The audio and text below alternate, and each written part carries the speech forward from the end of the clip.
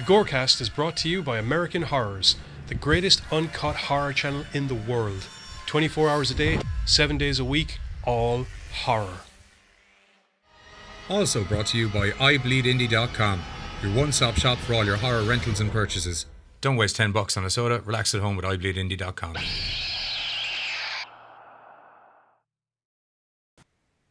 Nope.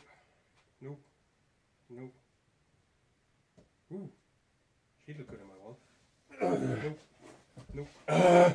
It is dark down there. What are you doing? Ooh, you'd look real good with some barbed wire around your throat. You know, Voorhees and Myers, if Tinder had been around in their day, they would have had such a better fucking time of things. Yeah. Ooh, you. I feel like you're not fully grasping the concept of Tinder. You're supposed to go out and get chicks. And fuck them. To death. No. Fuck them, wake up in the morning, have a cuddle. What's a cuddle? Welcome to the GORECAST. No! Get off me!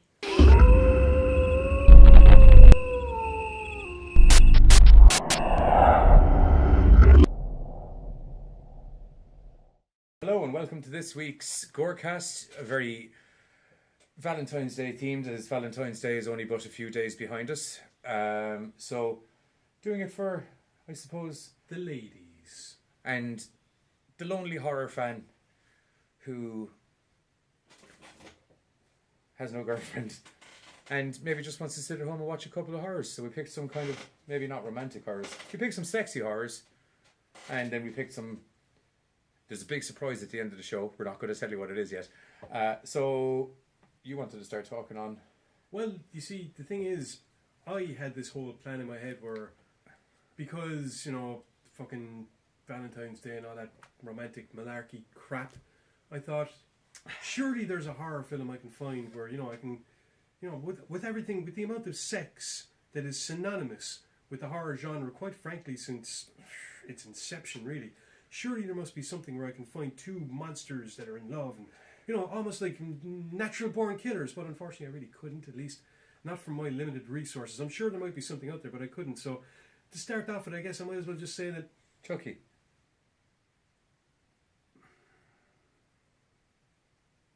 eventually, I suppose. Yeah. Once it gets out of the Child Play series and into Chucky. Yeah, I suppose. But you see, this is the point that I was trying to get to a while ago. You see, horror, because of its visceral nature, has always been associated with other more primal urges, namely sex. Sexy time. Yes. No more so prevalent than in the 80s, where you had, well, basically people dying because they were having sex. Like anyone that would visit Camp Crystal Lake. Dead. Oh, so dead. Or anybody that happened to have the misfortune of having sex while babysitting during Halloween. Dead. Totally dead. Terrible idea. Or if you had sex before going to sleep. Also terrible idea. Odds are you weren't going to wake up again. Yeah, not good. That being said... Sex in general. Yeah, pretty much. Sex in general. Not a good idea. So you can understand during the 80s and 70s revolution as to why so many people died in the horror movies. But you see, that's just it. You see, the people dying because of sex really was something that was brought forward at the start of the 80s. But before that, sex and horror was a completely different thing. Well, it wasn't a completely different thing. You got people often getting killed because, you know, Christian values and wiping them out because premarital sex and all that. But a lot of the time, sexy was good. Sexy was blood-soaked. Sexy was everywhere. Sexploitation films rocked. Back when sexy meant sexy. And they were usually a good excuse to basically just have a story, if you could call it that, whereby you had lots of gore, lots of violence, often is translated well into horror, and lots of pretty women with their pretty tits out because, oh, they were pretty. Lots of vampires and banshees and that kind of thing. Lots of vampires banging banshees. Well, not exactly, but lots of vampires banging each other. Yeah. The Italians practically cornered the market thanks to a little ditty called Vampiros Lesbos. Thank you, Bravo. You beat me to the punch. Word! Needless to say, thanks to certain programming in the mid to late 90s, a great many of us grew up seeing these films that, quite frankly, were probably banned in these countries, you know, before that. Films from the 70s, whereby they had no hesitation whatsoever about the fact that, you know what, yeah, we're doing horror, yeah, we're doing a gory story, but at the end of the day, there's two things that keep teenage butts in seats. Art Blood- movie. I was going to say bloody tits, but yeah, an art movie. Oh yeah, B&A. B&A. What's hilarious is Or BB&A. BB&A. Buns, blood, and... Oh, that's buns, blood, and ass. Buns, boobs, and ass. Sometimes they went the Blood, boobs, and ass. That's what I meant. Sorry, BBA. Sorry, I'm just. My mind wandered back to a certain scene of blood and. Anyway, as I was saying, this trend towards linking sex and horror and sex and violence basically revolutionized in a way the cinema world to a point whereby films that had exemplified these things that would have been on the outside, kind of independent movies, not the big budget stuff, certainly not the big budget stuff that was going at the time, all of a sudden, these were being taken note of by the big budget companies who wanted to, I guess, cut in on the action. You have all these horror films and they're doing okay, they're not doing great, and you're looking over all these independent things and there's tits and violence and sexploitation everywhere, and you know what? The kids love it. You know, we should have done a tick count, I think. A tick count. Oh, well, because we've said tits about 40 times now in the last 5 minutes. I'm sure it can something we You know, like if you try and add up all the Rambo death kills. Actually, they do that in Dragon Ball. I know they do. It's the Krillin got owned count. So, we could always add in a tits got owned count later on. Tits got felt. Okay. Yeah. But as I was saying, with the sexual revolution and with basically the general boundary breaking that was taking place in the 80s, culturally speaking and cinematically speaking, it really was only a matter of time before big budget companies had no other choice but to kind of go, you know what? Yeah, sex sells. Now, Who would have thought sex would sell so well? You see, they always knew. But the problem was being in a time and age when they could get away with it. Thanks to, the prevalence of stuff. Sorry, I just got a massive image of Foxy Brown. Blaxploitation played another She's big a sassy lassie. Blackula. Yes. Blackula. Yes.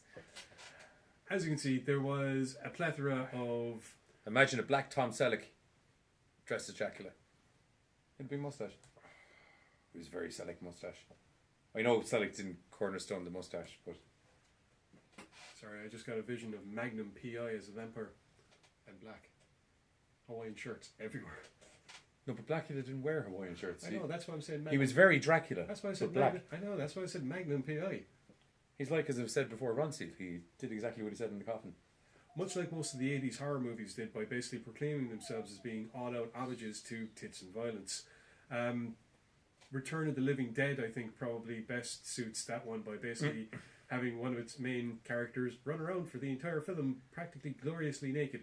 Although not as naked as they intended originally. It seems that one particular graveyard, the infamous graveyard dance scene was supposed to... One particular graveyard... D. Parodied since, hence... Not just in The Living Dead. I mean, like, horror in general. Oh, I've seen other grave dances. Oh, I've seen lots of grave dances, but we'll this particularly was tightening. Yeah, I was going to say we'll get to that particular genre possibly later. It's the knee sockets. It's the sockies. Yeah. I won't lie to you. They're grey, which is weird. They're not sexy. They're not anything. They're just woolly, but they're nice. She's got a flash dance kind of vibe about her, but in a punk. I was going to say they're the thing that made flash dance fun. But yeah, apparently that originally she was supposed to be full on naked, and she was full on naked, and then the director was like, "Whoa!" Or one of the producers. Sorry, one of the producers came in and they saw all of, because if you remember, it was back in the late mid 80s. So there was a bit of bush, and he was like, "Whoa! You can't have that much bush on camera. There's not a hope they're going to put it through." Without it being a president of some sort. Yes, right. So back to the drawing board. So they're like, okay, shaver. Okay, how about we shave the bush? So they shaved the bush, and then he was like, "You can see her fucking everything. There's not. This is worse. Can you put the bush back?" Well, we haven't. He's still in the middle of his 4th term, so you can't really. You can't push him back. So what they did was they filled up her underpants with kind of like a skin cutter liquid latex, and then flit that fucker inside out, winning.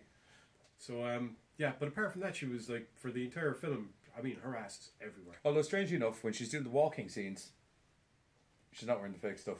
It's all minge out. No minge, because the minge was gone. But yeah, anything from behind, one would imagine the fake no, and stuff. front. The fake stuff is definitely there. No, not when she's walking. I think it was because in the dancing you could literally see. That was, yeah. You could see the, yeah, you know. So anyway, as I said, Return of the Living Dead quite simply exemplified the notion that from the, well, mainly for the 80s, when it comes to a horror movie, there are two things you need. Violence and tits. Because I'll tell you, in that graveyard, the dead were not the only things rising. Chalk it down. Oh, yes. Which, of course, led to the next obvious step, kind of a holdover from the 70s anyway, what with Halloween and things.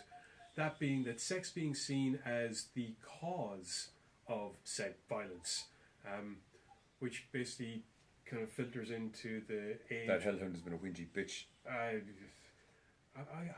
look, see all these freckles? One for every soul. Do you know how many I stole off him yesterday? Freckles. Ugh, he is going to be absolutely unbearable to live with now. Mirror, Anyway. Mirror the dog. But we don't live together, contrary to the way that this TV show would make people believe. Probably for the best, actually. Chalk it down. Anyway, strike up the 80s. Now, first Friday the 13th was out. 81? Was it? I want to say 81. And first Halloween was out. Oh no, sorry. Might be Halloween was 81. Sorry. Which one came first, chicken or the egg? Halloween or Friday the 13th? I can't remember. I didn't know there was going to be a pop quiz. I thought we were talking. I didn't know there was going to be a pop quiz. I thought we were talking too. Anyway, the point is that both films... Early 80s. Or late 70s. So anyway... These films exemplified the notion of sex being not just a bad thing, but almost the reason that one was offed. It was a fantastic little way of putting the shitners up all those teenagers whose arses you were trying to plant in the cinema seats. Sex fun. Living fun. As a result, you saw the obvious rise of the cult classic Jason Voorhees and Mike Myers. Yeah. Although for Mike Myers, sex was more of a secondary, almost tertiary thing, but it was still used at times as a catalyst. I think it was kind of like, it was more Mike Myers kind of what you could have it an excuse for a sick sense of humour. Yeah. Just kind of like, I don't get that fun, neither do you. Yeah. Whereas with Jason, it was most definitely a catalyst. Like, you had a bit of fun, I'll kill you, fool. And everyone you came with. Freddy, on the other hand, decided to use sex to his advantage. Almost basically being the personification of the dirty old man. In his case, sex wasn't a reason to die. It was, well, to be perfectly honest, a reason for him to go looking for you and have a bit of fun with you. Like claw up in the bathtub and doing it.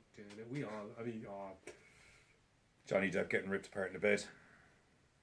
I forgot about that being Johnny Depp. Yeah. One of Johnny Depp's first roles on camera was getting fingered by Freddy Krueger. Worked that one out. I imagine it was shortly after that he enrolled in Jump Street to try and stop such horrible things happening to other kids. Yeah. No, I think Edward Scissorhands happened before. No, was it? No? Okay. Okay. Everyone got started in 21 Jump Street. Except for his co-star, who never really did much. The other guy. Peter DeLuise? Yeah. The famous director and executive producer. On camera. Oh, he went on to act in a bunch of different things as well, as did his brother. Both of which being sons of Dom DeLuise. Oh. In Robin Hood Men in Tights, anyway. What's his name? Was it? Dom DeLuise? In Robin Hood Men in Tights? Yeah. Can't remember. Been years since I've seen it. Never really liked it. He's in it as the Godfather. He's kind of like the Godfather. Oh, you're asking me who Dom DeLuise is that it? I'm just clarifying. He was in Okay. Robin Hood Men in Tights. And he had the hidden camera show. Can we get back to blood-soaked 80s violent fucking porn-like horror? Because that's far scarier than anything that like... Oh. Anyway. When I say all I watch is horror. True enough. Danke. Freddy took the whole sex and horror thing and kind of gave it a bit of a twist. The story of Freddy being that he is a dirty old pervert himself. Hey! So naturally he's going to go lecherously after the teenagers. Which also set up kind of a reverse dynamic to the traditionally beheld, you have sex out of marriage, it's a bad thing. Now it's killer. It kind of opened the door for the notion of killers not just being sexy, but looking to do things before they offed you, which I can totally fucking relate to. It's not about the kill, it's about the bit Fun up to it. happens first.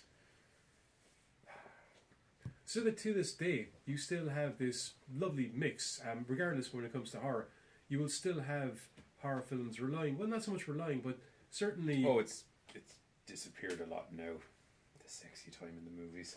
Oh, that's with mainstream crap. Yeah, I don't like it. It's alright though, because independent movies, they know where their bread is buttered. Oh, hella yes. Both Ass, sides. titties. Ass and titties. So to be perfectly honest, it is a reasonable assumption to say that sex and horror are always going to go together. In fact, they go together so well. They're like the perfect couple that you were looking for in horror. To a degree. Full circle. Actually, don't forget, I was looking at films. If I was looking at TV shows, There's fuckloads. most recently and fairly mainstream would have to be Lily and Dorian Gray. Okay. That bloodbath orgy with the other chick is...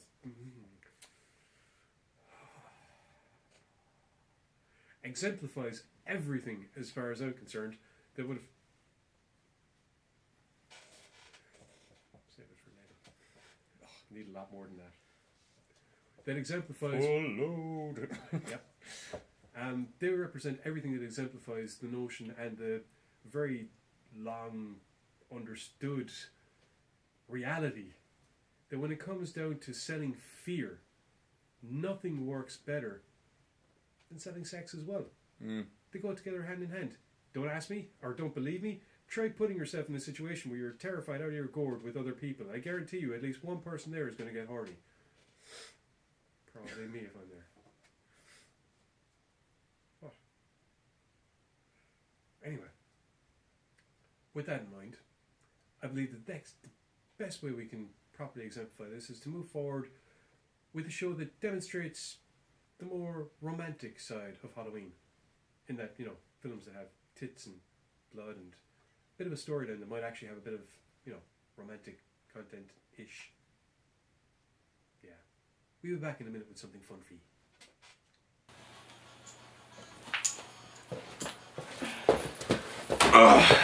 Lads, I'm so fucking bored. Weird. I don't remember turning the TV on. Welcome to the new American Horror Channel on Roku. Streaming 24 hours a day, 7 days a week, all night, all day, all horror. Hi, I'm Hart D. Fisher. As owner and operator of the world's greatest uncut 24 hours a day, 7 days a week horror channel, American Horrors, it's my job to let you know that I'm choking to death on this smoke.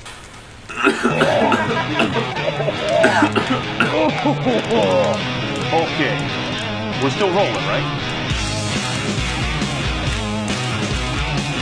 So, keeping in the vein of romantic horrors, or at the very least, sex and horrors, Although I wouldn't call them romantic. we decided that this week we'd take a look at a couple of films from I Bleed Indie that really exemplify the notion of why it's having sex in a horror movie could be a very, very bad day. And I don't think anything could typify that more than when a group of college kids decide to go camping to celebrate graduating college and realize that at the end of the day, the one thing you never, ever want to do, the one piece of advice that I would always keep in my head whenever going into a place like this is, whatever you do, don't fuck in the woods. I mean, seriously, just... I'm don't partial do to it myself, but anyway. it.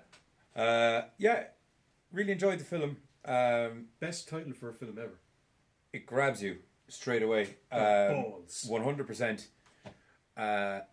Yeah, so as you said, kind of 6 mates. It starts off with kind of a couple that are out in the woods already, and they're having a bit of drinking, and then the obligatory sexy strip scene, as is known to happen out in the woods, begins to happen. So there's the little bit. What always bugs me about these things are that they never do the proper stripper dance. They just, pardon me, viewers, you're just going to see my crotch for a minute. They just do this thing. Do you know where it's like this thing, and then they might occasionally touch a boob, and I'm kind of like, if you're going to do the lap dance, do it. They're in a tent. No, they're out like sitting on a log at this stage by a campfire. So that's just one gripe I'm going to put out there, people. If you're going to do a goddamn lap dance in a movie, goddamn do it. Other than that, it has nothing to do with the story or plot, and that's a personal critique, so ignore that. So anyway, they start doing the little lap dance, then they go and they start having what I believe is known as the coitus inside in the tent. This is all, by the way, within the first 4 minutes of the film. So you... Off to a very good start as far as I was concerned. Hell's It's just bells, a case of, yes. look, film's already even started. Yes. It's about to go terribly now by about minute 5. Well, not... Yeah. For them. Yeah. This particular couple. So they're doing the bumpy uglies in the tent.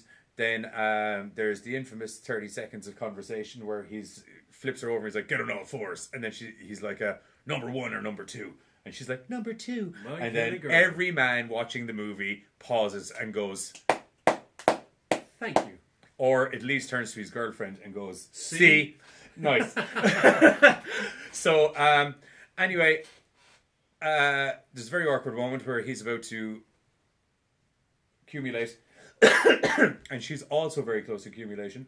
Let's just say that everyone decides to come at the same time. Nearly. So he's like, she's begging him to hang on a little bit longer. Then he's not able to hang on any bit longer. Then you hear a very horrible crunchy, squelchy sound and a groan. Not a kind of a happy groan, more of a some scary monster from the woods is after ripping my internal organs out and firing them all over my girlfriend's back. Blah! All over her back. Now, needless to say, the lady, not aware that her boyfriend had been disemboweled behind her, was very upset that he'd finished on her back. A very nice back at that, I might add. But she turns around, then she runs away, then she trips over balls naked, as all ladies in horror movies who are having sexy time are wont to do. Then there's... anyone running through the woods barefooted, it seems. Yeah. And then... they do a very cool horror thing that I love where they fall over and then you see them look at the camera for a second and then poof, gone, whipped off, and then don't fuck in the woods starts. So then it starts with the slightly heavy guy whose name I can't remember off the top of my head right now, who is having a sexy dream inside in his car. Where there's 2 lesbians you'll meet later on in the movie who he's having a dream of the sexy time that he's doing the porno. And he shows up as the plumber, and 2 ladies, surprise, he's there to fix the stopcock, and none of the ladies have the money to pay for the plumber. So needless to say, he's got to go and service the plumbing himself. And then he wakes up. And then there's a slight fight with a really angry gay guy. And then all the guys hook up, and they all go off camping. There's a bit of superfluous conversation. Very funny, really, really good funny conversation in a video store about what actually makes a scream queen, which I thought was really good and funny. Really good. I won't get into it because it's like just a couple of kind of really quick one-liners. So I won't get into them. But yeah, no, really good, quick, quippy kind of responses, kind of entertaining. Not the kind of thrills I'm looking for in a horror movie ordinarily, but I was happy it was there. It was good. They all get off out into the woods. So needless to say, our 2 people from earlier, they're gone AWOL, and they also happen to be... Well, isn't it just the one person, considering the second one is kind of... disemboweled in the tent? Yeah, pretty Oh much. no, all the shit's gone. Everything's gone. You've just seen a big scary pair of hands at this stage, and everything's gone. There's no trace to be seen, because they're... Lo and behold, the people that are heading up there, one of them happens to be... forgive me, I'm not going to lie. Unfortunately, I was only able to watch like the first 10 minutes or so of the film, and then shit happened, So anyway, one of the girls that's heading up with the new group is the sister of the girl that has recently got eaten alive. I'm presuming eaten alive. We don't really see much happen. Recently had a very bad night. She has. Well, no, your one from earlier in the movie. Number 2. Yeah, that's what I said. Recently She had a very bad night. She had a really good night. And then it went down south very quick. Thank you. So Wasn't that part of it being a good night? yeah, Sorry. we'll leave it up to you. She didn't seem super impressed. I think there was actually a little bit of that. Actually, no, was that them? I can't remember. Number one, before we get further into the script, I should let you know that sticking the Valentine's theme and sexiness through the movie, this is chock-a-block full of sex. Like, so much sex. Like, literally everybody in the movie has sex at some stage. In the woods of all places. So, there you go. And there's a forest ranger that has a very strange wank. So anyway, they all get out into the woods. They can't find the sister. This is my issue with the movie, is that the pacing tends to not get any further than that. Before what? I enjoyed, sexy time aside, I enjoyed the movie as a movie. But once they get out into the woods, it seems that they kind of go walking around looking for the sister for a little bit. They don't find the sister. Then the obligatory stoner dude decides to get everybody high, as they're wont to do. Then there's a lot of metal music in it, which I like, but I also don't like when it's kind of inexplicable, like when it's just used for the sake of, I need music here. Oh. Like, you're not just putting music in for the sake of having tracks playing in your movie. The music's to kind of help set a certain kind of tone and stuff, and I just kind of felt between the score and the music, the score stuff was right, but it was just very, like, I've heard it and everything. There was kind of no, I think I'd even used one of them for a trailer myself. Like, literally no word of a lie. The acting was okay. The monster bugged me, not looks wise. The monster was very cool looks wise, but just you never get any kind of backstory or explanation to the monster. It's literally just, you go out in the woods and you have sex in the woods, and this thing will show up and eat you and rip you apart. But other than that, there's no motivation for the monster. I know that sounds very, maybe it just never got any when it was maybe it just never got any when it was a teenage monster. And yeah, but I would have liked to know. Do you know, like, as I said, like, say, Cabin in the Woods or something like that, as I said, like, they're heading up into the woods, and there's always the scene where they stop at a shop, where they run into an old guy that's driving a truck or something. Form of backstory. Oh, you're going camping up and down their woods there? I wouldn't be camping up there, because there's that fucking evil sex monster walking about. You know that sex monster? Don't be having sex up in them woods. And then, of course, they're a bunch of rebellious teenagers, so they go, fucking the guy. It's always a hillbilly. I know, but I wasn't sure if you were being Welsh or a hillbilly there for a second.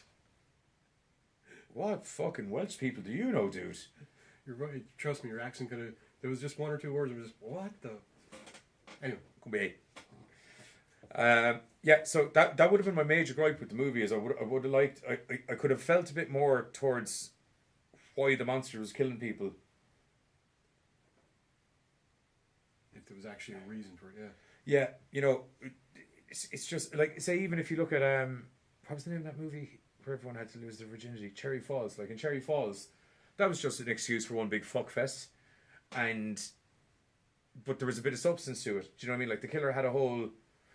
She was targeting virgins. You never kind of find out why she's targeting the virgins, but there's kind of a whole mythology about it. Do you know what I mean? So you kind of why your one's out there. Won't get into more of it than that in case you haven't seen Cherry Falls, but that would have been my major gripe with the film. Quality, that actual film looked really nice. Shots were shot very well. Soundtrack, I wasn't a major fan of the soundtrack. It just kind of threw me off a little bit. As I said, now, as you can tell, it's not that I'm opposed to metal by any means, but it's just, movie's a movie and a concert's a concert. So I know what you're saying, but there are times when a bit of metal music. Oh no, I'm not disputing that there aren't times when there's a bit of metal music, but it was just there was no just like reason for their intro titles were metal. When they were traveling up the road, it was metal. Then it kind of cut to kind of a real mellow rock track when they were walking through the woods, kind of / looking for the sister / just walking in the woods in a wooded montage. The stoner guy is constantly trying to cop off with the lesbian couple that are there, which is highly entertaining. And Realistic. is it? I know I would. But they're not interested. Like, room full of women. I know that most guys are going to try and go for the lesbians. I'm aware of that. But it's kind of like, in a room full of women, would you not go for the women that might actually have sex with you? Where's the challenge in that? There's a challenge in trying to get women who want to have sex with men to have sex with them. Anyway. I know. Okay, so getting off that topic. Swiftly. So yeah, all in all, don't fuck in the woods. Sound piece of advice and a good film we're watching. I'm never going to call it a sound piece of advice. I like camping, and you know, Things happen. when you're putting things up, things come up. No, all in all, I enjoyed the movie. It was just, it just lost me in places, I suppose, to be the best way of doing it. At times it kind of felt like a softcore porn. Do you know what I mean? Like, it was, there was a lot of that, what I like to call moving furniture sex, do you know, where it's, you know, yeah, here you go. Yeah, hit it. you know, As I said, but stuff that was exemplified in the old 70s exploitation. yeah, films. 100%. Like, at the end of the day, we're not looking for pornos, so I wasn't expecting pornos. But, yeah, no, it's just, there was an exceptionally large amount of sex in it. As I said, like, literally everybody, Brad the Fat Stoner dude, he gets none. Well, to be fair, the film is called Don't Fuck in the Woods. Oh, yeah, 100%. I had assumed a lot of people would fuck in the woods. I hadn't Yours expected them certainly all did. to fuck in the woods. What's actually a little bit upsetting is the fat guy didn't get to get his end away, and he still died. Oh, that happened. Monster showed up because the lesbians were going at it, and he he was kind of, watching. yeah, or no, he'd stumbled upon somebody else who had died. There's kind of one of those, not unlike an actual big shot at the end of a porno, but there's kind of like a massive. Big shot. Thank you.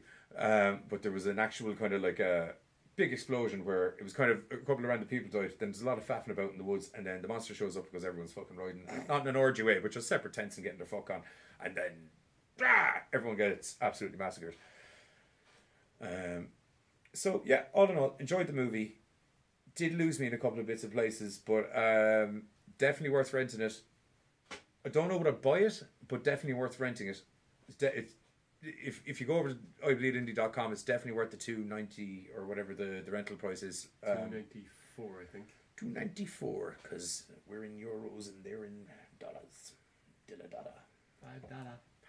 but it's not $5. It's $2.94. $2.94. That might be $5. I don't know. What's the going exchange rate these days? I don't know. So yeah, that's me kind of done on Don't Fuck in the Woods, to be honest. As I said, well worth the watch.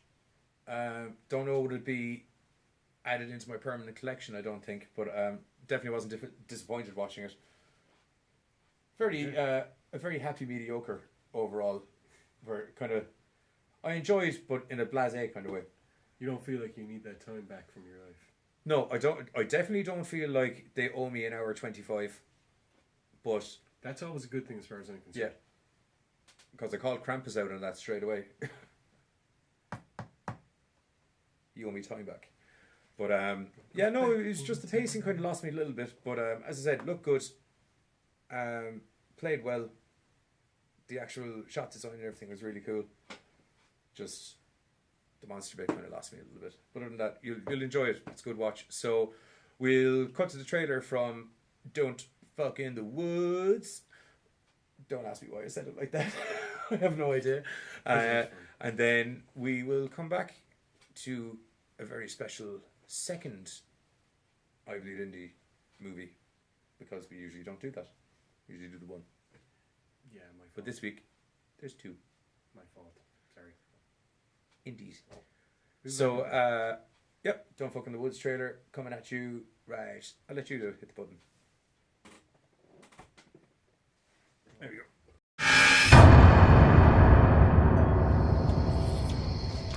Oh, yeah. Oh.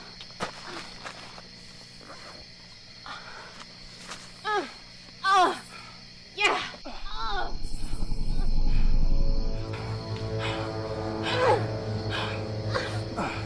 Yeah. Harder. Yeah. Harder. Oh. Oh, baby, come on. Come on, baby. Is that all you got? Oh, I got more.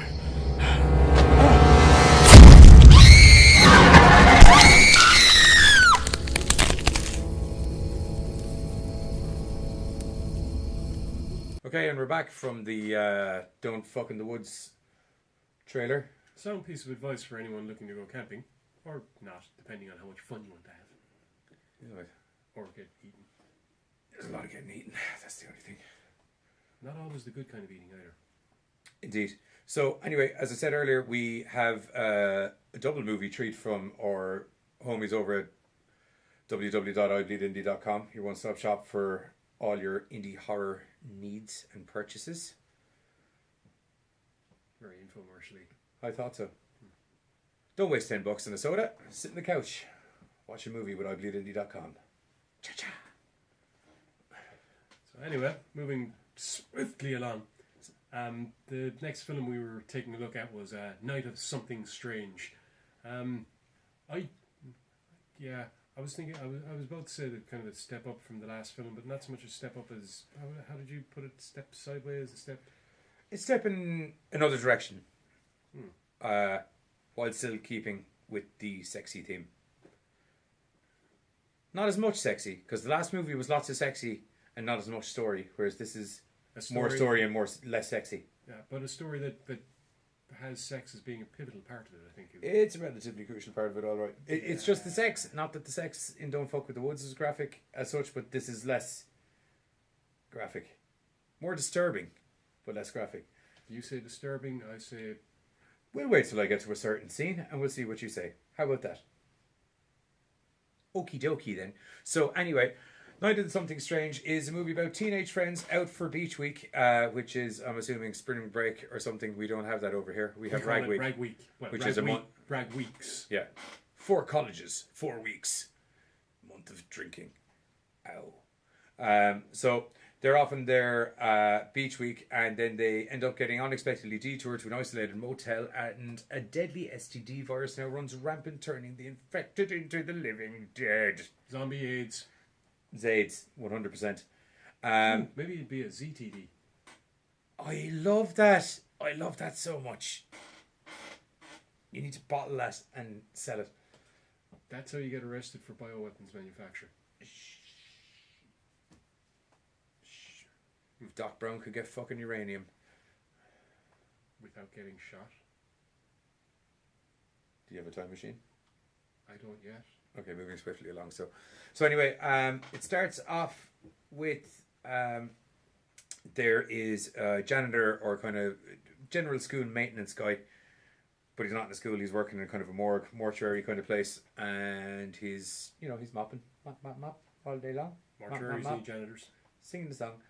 And then there's a lady with some nice bosoms lying on the mortuary table, and then he gets up in her shit. Crack open a cold one. Cracking open a cold one. It is the weekend, after all. So, needless to say, as one might think initially, it's probably not the greatest idea to go humping dead people. You really want to be like triple, quadruple wrapping your shit. You want to be, potato bag and like some duct tape and a rubber band kind of shit. Do you know what I mean? Tin foil and a Johnny over it. Not a me. A rubber Johnny. So anyway, or a prophylactic, as they say back in the day. It's still said nowadays. Just I know that's the official word for it, but Johnny. Anyway, so he's humping the dead person. Then he cut to him writhing around in his bed at home. Needless to say, Johnny told you shouldn't be riding dead people because you'll catch something. So he's caught something. We don't know what exactly. Rigorous. It all started with just one kiss. Livingus. Now it hurts every time he does anything really. There's a bit of that, believe it or not. So he's just rolling around a pain hole in his cock. Then his wife / mother, I'm not even going to get into that again. Some people are into that kind of thing. Yeah. I'm bear in mind, I'm not. It's not one of the many fetishes I enjoy, but I understand that some people are into it. So, wife/mother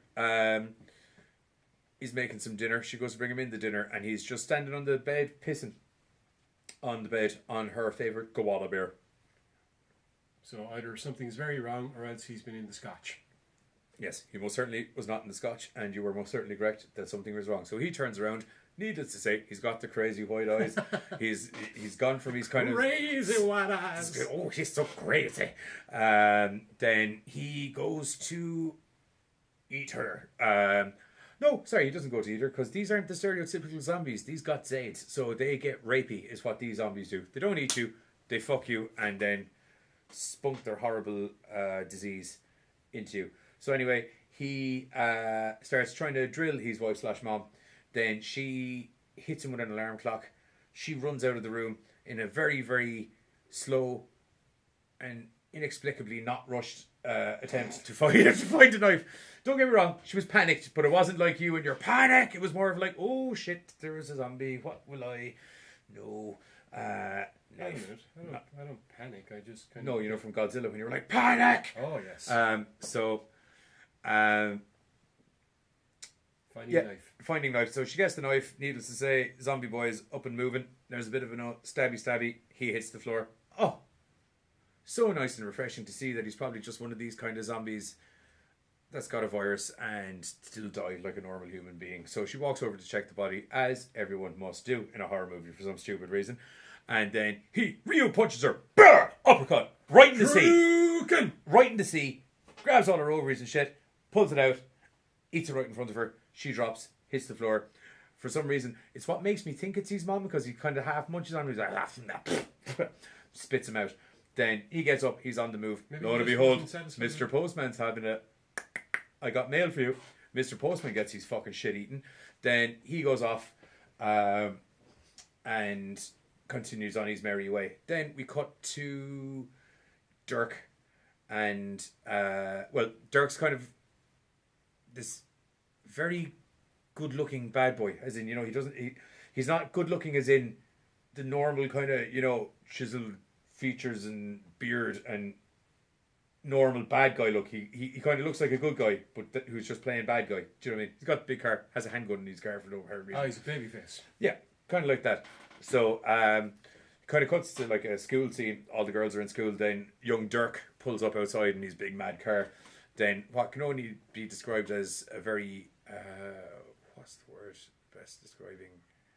Trampy looking girl in the classroom gets a text off your man, and then she ups and tells the teacher she's feeling sick. Hang on, trampy or interesting? It would fall into our tomato kind of category, yeah.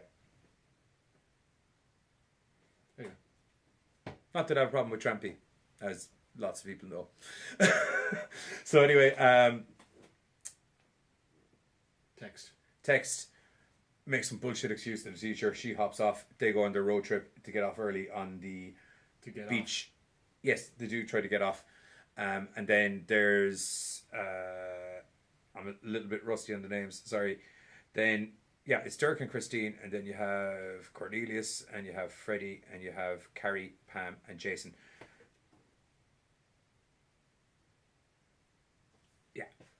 Janet, who looks very young, is in fact actually the old woman I was telling you about, because I was like, remember I said she's a young woman done up as an old woman. So anyway, 5 of them are all heading off in the car together.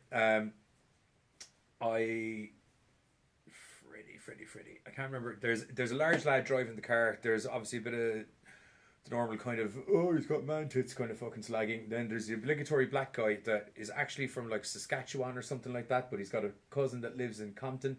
So he thinks he's pure ghetto, and he's always high. You have the mandatory absolute asshole, and then you got the two, the mandatory, not that kind of asshole, like the mandatory male. Yeah, I was going to say, is that not the pretty boy driving the car? Or no, actually, there's another fucking absolute. Dirk, that was it. Not Dirk. Dirk's a bit of an a-hole, but he's lovable. Do you know what I mean?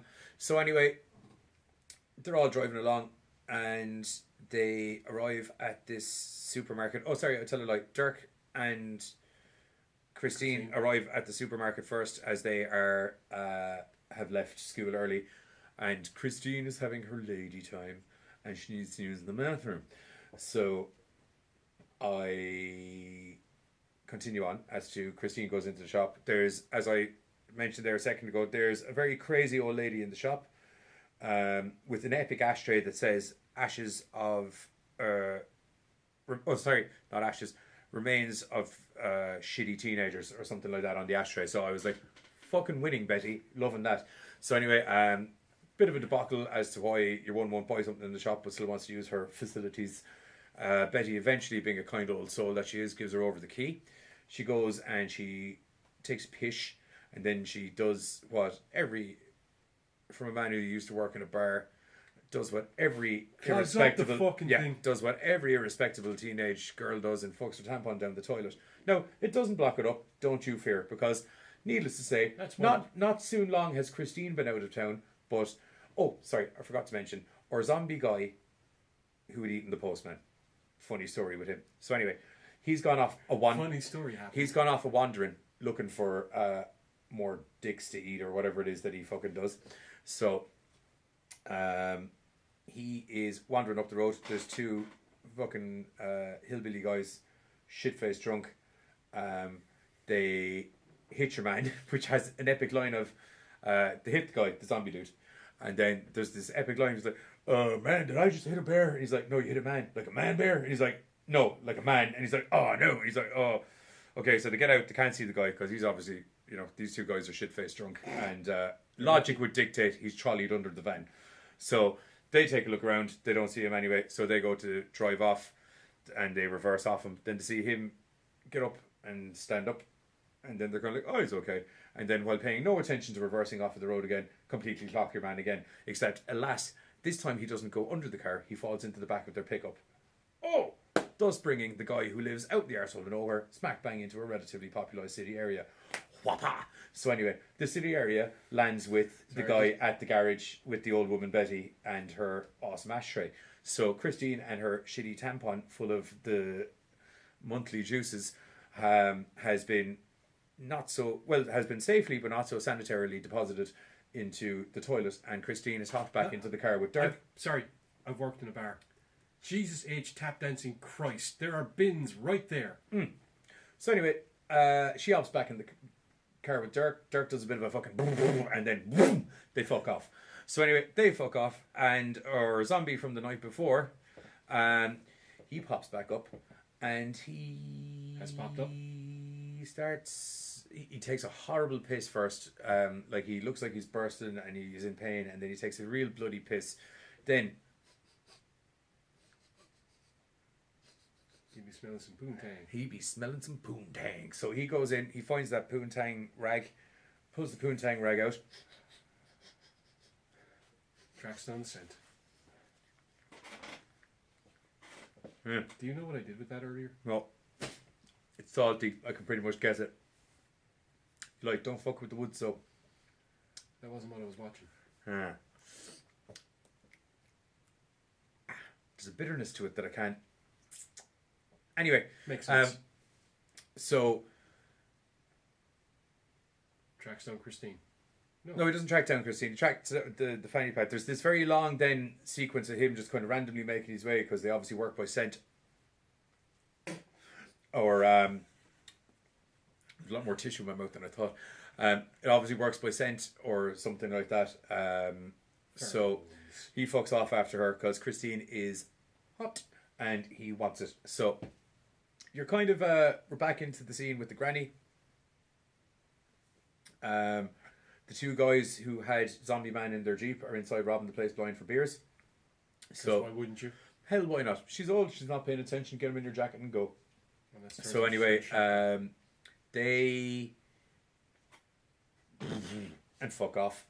Then she's left in the shop on her own. Then a random can of beans, refried beans at that. I don't think it's overly important what sort of beans they are, but it's stuck in my mind that they're refried beans. Fall off a shelf and mysteriously roll across the floor. So Granny Betsy is not remotely fazed by that. She goes over and she picks up that can and she brings it back over to the shelf because she's that kind of lady. Then our postman that had been munched on from earlier, don't want to be old. I don't know. This is the funny thing, because your man had to get hit by a car and fall into the back of a tow truck to be able to get to where this garage is, whereas the postman just seems to show up at the garage. But don't they do that anyway? Postman? They just appear. True, but at this stage he's quite zombified, so his driving abilities, I'd imagine, are pretty cat. Yeah, but I'd imagine he'd still have his innate postman abilities just appear. Okay. Anyway. So anyway, very, very funny scene there where he turns around and he kind of lamps the old lady. Not that I find old ladies getting hit been funny, but anyway, she hits the floor. The old lady is constantly smoking a cigarette. 100%. As in, she hits the floor, she doesn't even drop the fag. It's in the fingers, still smoking. Then there's a very, very funny scene where there's a very funny scene where the postman is kind of doing the slow zombie walk, which is kind of strange because all of the zombie action I'd seen to date would lead me to believe they were kind of more kind of 28 days later kind of thing. They were very running and, you know, even kind of some Jason Voorhees-esque kind of power walking off into the woods kind of thing. And then the postman, although he had, if memory does serve me correctly, he did get his shit gobbled, so he probably might have been walking as straight as one would ordinarily be. So he's walking quite slower. And then there's this awesome scene as Granny Betsy's crawling through the supermarket, fag in hand. I'm going to have to do an electronic fag because of quit for health purposes. But anyway, she's like crawling through really slow because she's old. Crawling through the floor. And then you see her stop. And continue up the floor. One of those funny comedy moments. I'm not joking you. That is actually what my grandmother would have done. Then, unfortunately, your grandmother's going to die because Betsy gets eaten bad. Then we catch back up with... Oh, no, we don't catch back up. No, sorry, I got events wrong.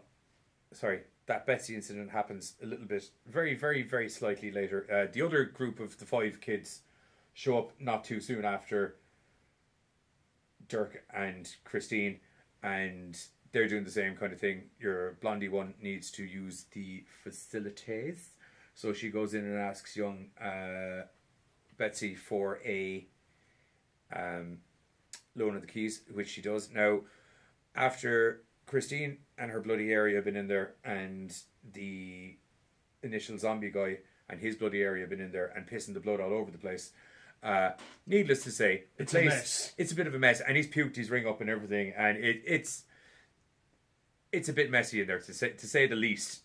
So anyway, she decides to do the ladylike thing to do, which is to hover it. So she's hovering over the bloody soaked toilet that has no toilet paper that she can even lace the toilet seat with, and then in a very sickening scene, she just slips, inexplicably slips, as in like it seemed like, I don't know how you would slip even if you were taking a piss, because she had ample footing and holding. But anyway, needless to say, she slips and sits her bits down in the blood.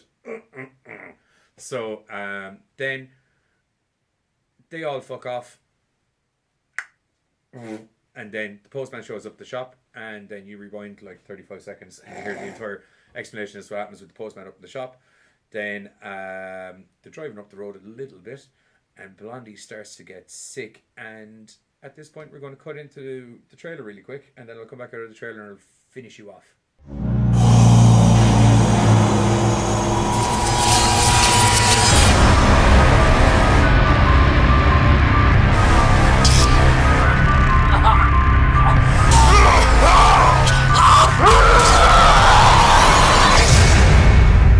What was that? I think it's under the truck.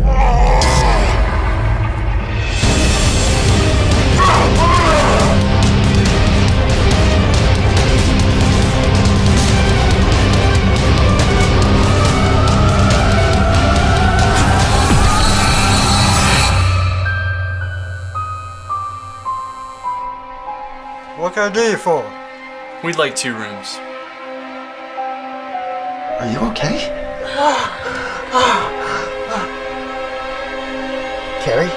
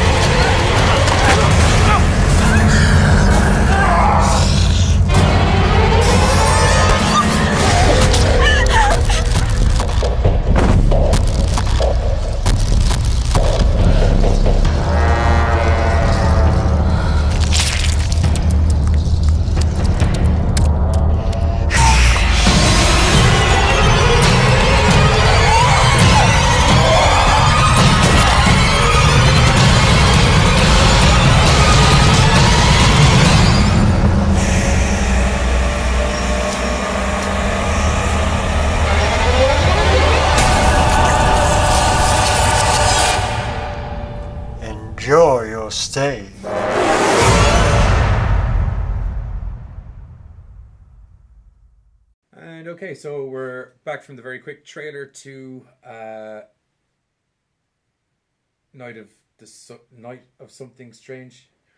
I keep saying Night of the Something Strange. Night of Something Strange. So, as I said, at this stage, they've all left that garage and eaten the fuck out of everybody that was there, or tried to ride them, depending on the way things go. Christine needs to pull over for another piss, which is why I was saying that your man, the initial zombie guy, seems to work by scent or something, because he goes over and finds a little pissy patch and starts licking the grass and starts eating the leaves out of it. There's a lot of stuff thrown in. Don't get me wrong, it's applicable to the movie, but you can see it's thrown in just as a, we fucking gross him out here. Do you know what I mean? Which I like, but sometimes I don't want to be scared. Sometimes I like a little bit of a gross out. Do you know what I mean? So they get to it's obviously not like a beach party, because Blondie won now because her vagin had touched the bloody toilet, has started coming down with a case of the pukies all over the carsies. ZTDs. The ZTDs. So, needless to say, they decided to kind of pull into this real seedy motel. As you do. Just because she's too sick to keep driving. So there's kind of a valid reason.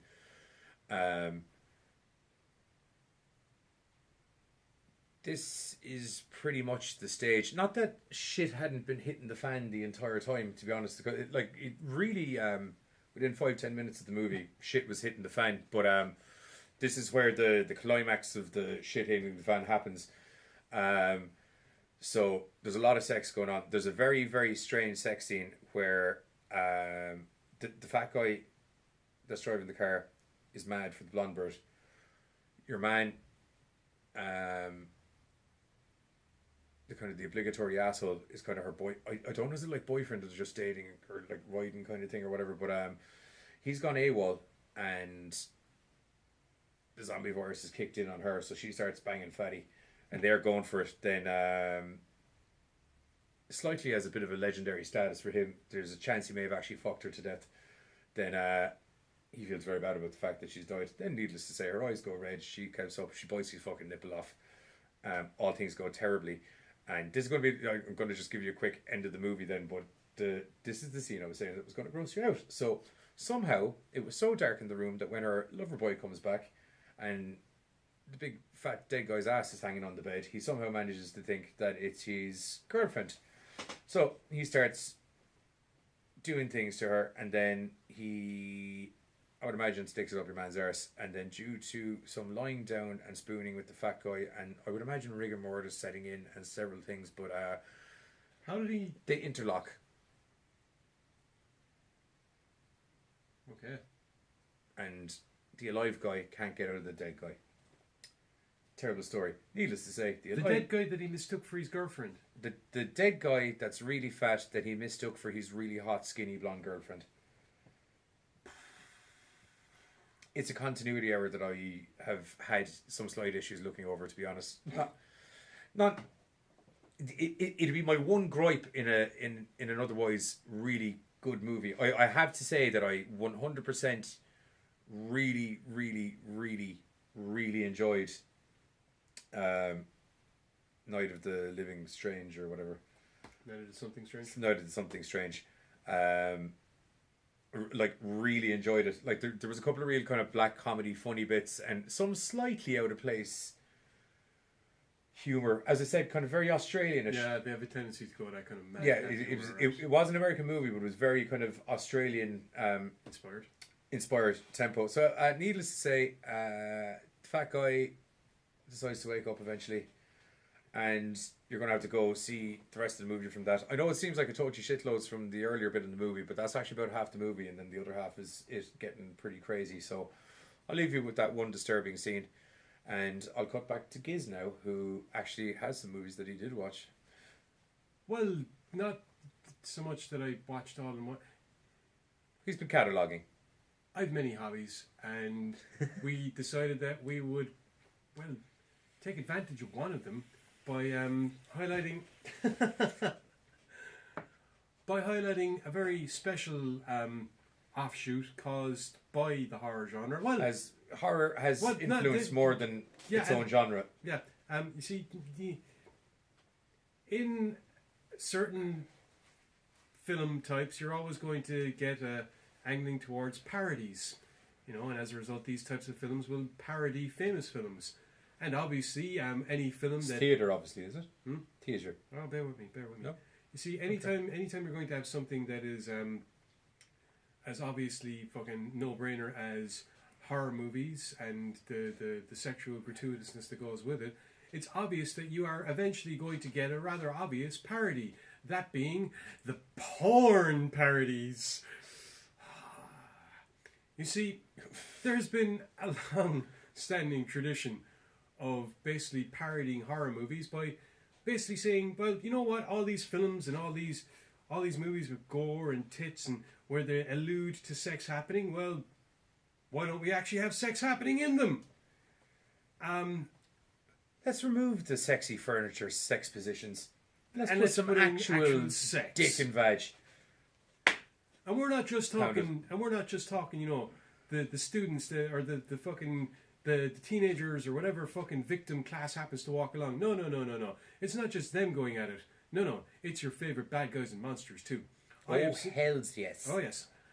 Let's just say Halloween takes on a whole different meaning when all of a sudden it's Mike Myers that's giving it to the babysitters. Oh hell yeah. If you think of how well he was able to fold up those babysitters into wardrobes, couches and presses, imagine what he's able to do to you on a futon. Yep. Get it on the futon.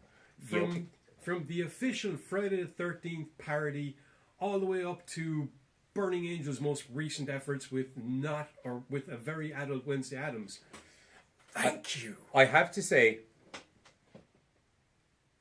not that I have an issue with porn in the first place, but I have to say, Burning Angel with their porn parodies, because I have had to watch a lot of porn. I'm not saying I've had to watch porn because I'm a man and men watch porn, but this week for the show I have had exceptionally watched a lot of porn. Giz may not have had to exceptionally watch as much porn as me this week because he may have been pre-studying, but I this week had to watch an exceptionally large amount of porn. And out of that exceptionally large amount of porn, I have to say, parody-wise, what I like about Burning Angel is they're actually one of the guys that have, I never thought I'd say this about a porn, but they actually have the storyline as well as the sex. Now, you see, that Burning Angel are awesome. But Yes. they're also, but the reason they're sticking out in your head is because they are the shaft. That's the reason they're sticking out in my head. I was going to say they're the ones that have been spearheading the notion of horror porn parodies for the last 5 or 6 years. You had Vivid doing their version of porn parodies, not just with horror, but most famously their line of superhero stuff. Yeah, the Marvel stuff. Well, Marvel DC crossover stuff actually. Yeah.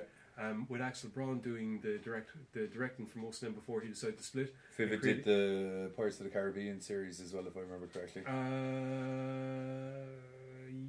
Well, just sorry, not Pirates of the Caribbean, because Disney did the Pirates of the Caribbean. Digital Playground. Pirates. No, you're right. Yeah. Or Brazzers. No, it wasn't Brazzers. It was Vivid because because they have with the long blonde hair. Yeah. Fabio. Yeah. His name isn't Fabio. Yeah, well, I like to call him Fabio. But he's not Italian. Yeah. Anyway, there was a long-standing tradition. He's got the hair on the chest where in He the doesn't stories. always have the hair. Yeah, but in the stories where Fabio comes from, he's the type of guy that would be standing at the top of a boat, kind of like, okay, but come to me, lady. That's so. He does that in the Pirates Okay, one. so we will, yes, because he looks like a fucking Fabio. Anyway, the point is, Vivid and some other studios, they were doing parodies of lots of different things because at the end of the day, who doesn't enjoy seeing things like the Brady Bunch sex parody? You know, the fucking... Disturbing! Not as bad as you might think. Osborns, should I say. Disturbing. That I avoided. Disturbing. But, yeah, as I said, like terrible idea. There's a lot of things that were basically no-brainers. I mean, there's a wet dream on Elm Street. Yeah, it had to be done. Sure, he's fingering people the whole way through every fucking Nightmare on Elm Street as is. Whereby Freddy's razor-sharp glove is a vibrator-filled glove. Wasn't he a paedophile? In the actual... Freddy, in the... So, you've already got the sexy time in there. Not the sexy time you want to watch. Funnily enough, Nightmare on Elm Street is one of the ones that's had multiple parodies, including gay parodies, and there was... there was a Nightmare on Twink Street. There was... yeah. I love it.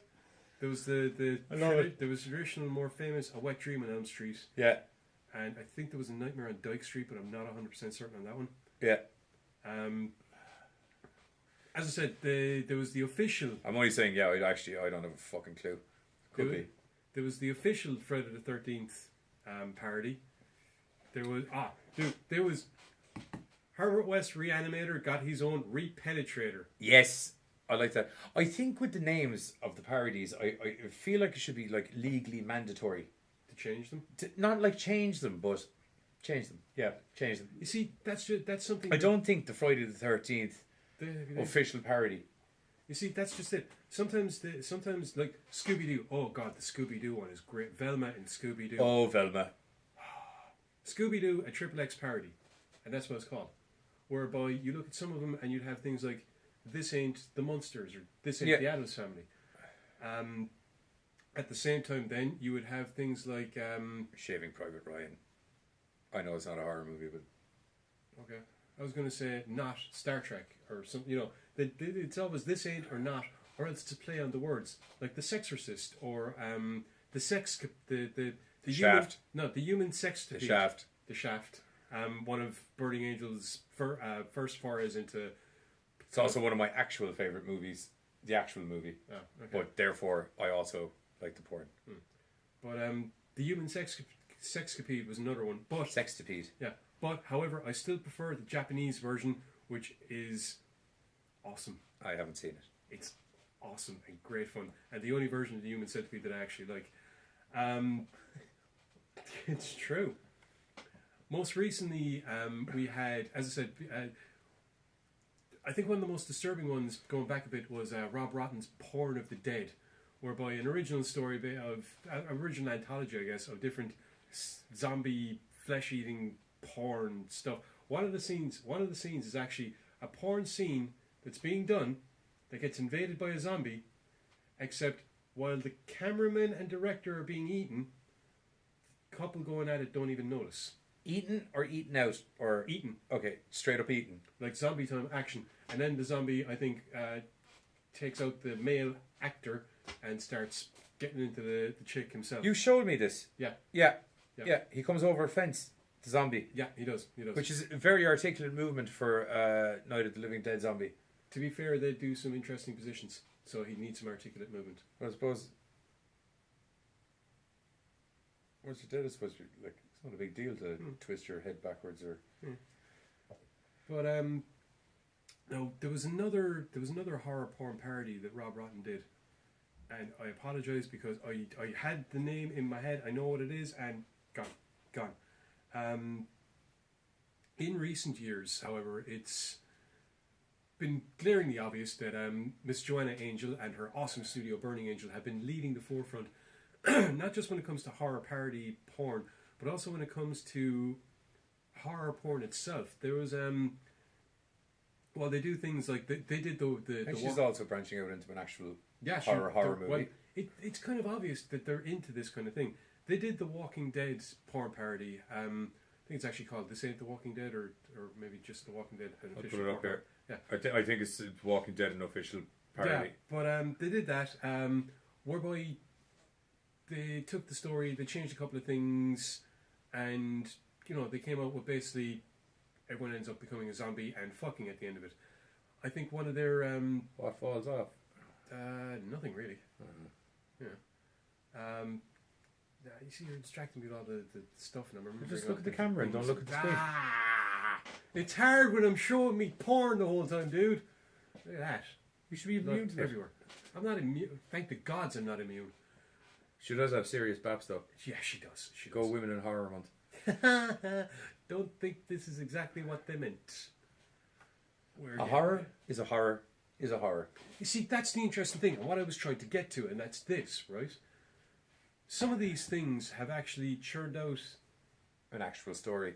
Yeah, good stories too. Good story. Now, yes, I admit, a lot of them they are parodying the obvious stuff, but I mean, you take we mentioned in our last GORECAST the Evil Head because it was part of the Evil Dead.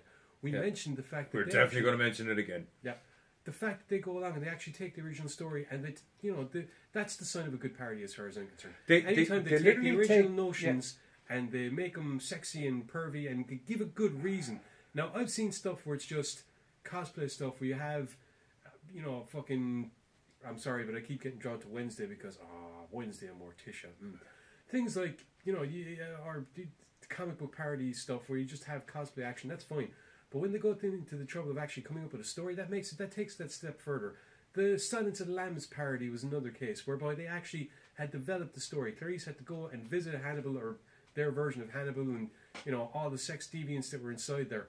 The Walking Dead, a hardcore parody. Hardcore parody. No, that being said, there's a new one. Why couldn't they call the Twilight Zone one the Twilight Bone? I don't know. They probably did. There's probably multiple ones. There's another Walking Dead parody coming out done by Digital Playground. They are also, not that it's horror, right? But it needs to be noted, Digital Playground have also done some good storyline-based porn. They actually did do horror stuff. They're doing The Walking Dead. They're doing a new Walking Dead, which is going to have Michonne and Daryl Dixon by the look of it. What impressed me was, and I know it's not horror, they recently did a Star Wars film, and it was Star Wars Underworld, and it's actually a full-on original story. And this is some of the stuff that's been done in porn as well, whereby you have original stories. Set in a well-known universe. Well, not even set in a well-known universe. Well, it's Star Wars. I have seen, it was Rob Rotten, and I have seen, Beyond Fucked. That was another. I think he did that one. Cool. What, is that a parody? No, but it's not. My point is that it is not a parody. Oh, it's just an actual horror. It's a pornographic horror movie, okay. Or it's a horror-based porn movie, whichever way you want to look at it. This bounces back to what we were talking about at the very start of the show. Yeah. The notion that sex and porn, sexploitation, all these things are linked in together. We've now gotten to the stage where not only are we parodying the well-known horror movies with porn versions, but we are at the stage where we have basically got platforms for full-on porn-fueled horror movies, which is probably what's prompted Joanna Angel into going along and doing full-on horror movies, which apparently they're going to be doing next. Yeah. Well, the acting, I know this is going to sound weird for porn, but the acting quality in the Burning Angel ones, when they are doing an actual storyline-driven porno, isn't bad. You believe him. Actually, to be fair, it's not that kind of really half-assed kind of. Oh, what are you doing here? Well, to be fair, if you look at the horror porn parodies, actually, if you look at everything that Vivid did, I mean, they're superhero parodies. If I do that, I will go blind. I've managed to survive. I'll come my own body weight within 48 hours. I've managed to survive. So they actually, before the Marvel movies really got going, they had stuff that actually did have storylines. They had comic true costumes on all of their characters. Yeah. The kind of as in, they had stuff Harley. That if you went to a nerd convention nowadays, it's that level of commitment to costumes, and they've only gone up. And it's the same in the horror. Because people have realised how popular these things are, because they have copped on to the fact that, hey, if you go to a bit of bother, put in a bit of story, you're going to like it more, then obviously off they go. As I said, the Evil Head being, I think, one of the most primary examples, because it had such a story. It took the original Evil Dead movie and it did such a good job of converting the story. Now, with the same premise, you have things that are just basically, This Ain't the Munsters and Not the Addams Family. You'd think I'd love them, but unfortunately, not really doing it for me. Maybe This Ain't the Munsters I'd probably enjoy more if it wasn't completely filmed in black and white. Which I'll give them credit for sticking to the... Yeah, but kind of detracts when you're kind of trying to watch stuff. But what part of the Addams Family pornographic franchise do you find kind of sexy? No. That was the Munsters. I'm talking about the Addams Family. Well, you see... Because you didn't like the Addams Family porno. Well, but no, it wasn't that I didn't like it. It's just that I thought it could have been done better, and then it kind of was done better for me. There's a film, I shit you not, called Who Stole Roger the Rabbit? Okay? Which parodies all the cartoon classics. You have Minnie Mouse getting fucked in at one point. Jessica Rabbit, obviously. In one very memorable scene for me, Wednesday, Morticia, and it's like this three-way. I think Fester's in there at some point. But that was damn fine. Most recently, however, if you want to go Addams Family, it's going to have to be very adult Wednesday Addams, which Very sexy Wednesday Addams. I believe they're onto volume 2 of, if I were to make a educated guess, based on the fact that he released a bunch of scenes, he brought out a volume 1, then a while later he started releasing another bunch of scenes, so I figure there's a volume 2 coming. Hilariously enough though, not actually parodying the Addams Family, but parodying a parody of the Addams Family, being very adult Wednesday Addams. I mean, one of the porn versions is actually practically verbatim the first episode of Melissa Hunter's Adult Wednesday Addams. Except with sex. Yeah, except instead of Wednesday... You don't need to get into it. Well, no, all I'm going to say is that instead of Wednesday going to find an apartment with 2 chicks, she's going to find an apartment with 2... Yeah, precisely. Pretty much. And there's humour thrown into it. There's special effects. There's... Now, I admit, I think... But I find funny... You're going to kill me for saying this. Go on. You know I have to. Go on. What I find funny is that actual adult Wednesday Addams got taken off the internet for like copyright infringements on the Wednesday Addams character. But yes, the movie that I'm not going to mention from now on here by name or Gizzle worried. But I don't want them to go away. They're very good. I'll give you credit I think where credit it's because is they due. were parodying the parody. Because they're parodying a parody, they can't get done by the original crew. Not that I think that that Adult Wednesday Addams should have went the way. So if Adult Wednesday Addams was to come back and do an online show called Not So Very Adult Wednesday Addams. Not as very adult Wednesday Addams. Yeah, either or. I don't know. Does that defute the original claim? I don't know. It's a tricky situation, and to be perfectly honest, one that I'm hesitant to talk too much about because it's like shining a light on something that's really cool that I don't want to light shining. Well, we're going to put it in the dark now because unfortunately our cameras and batteries and everything are starting to run low, and we're hitting the hour-long mark. Has got me in a mood. Scooby, that fucking Velma. That's cool. I thankfully have a girlfriend who I am going to be going upstairs to. And watching porn with. Me. We both know you're going upstairs and you're going to be going, sweetie, I've decided to take the duct tape off your mouth to get your opinion on whether or not we should watch this parody, or this parody. And then she'll go, let me go, and then I'll put the duct tape back on as I do every night, and we'll just do what we do.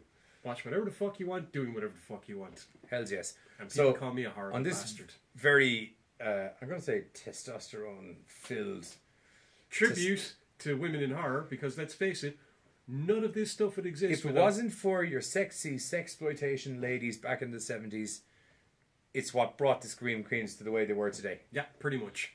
And it did, like, back in the 70s, it took those sexy ladies out of the damsel in distress role as such. A little bit. A lot of times, Jamie Lee Curtis fucking fought back. Oh, Jesus, Jamie Lee Curtis gave as good as she got. Jamie Lee Curtis took out Michael not once, but twice, but thrice. What's the name of the chick in Ann Street?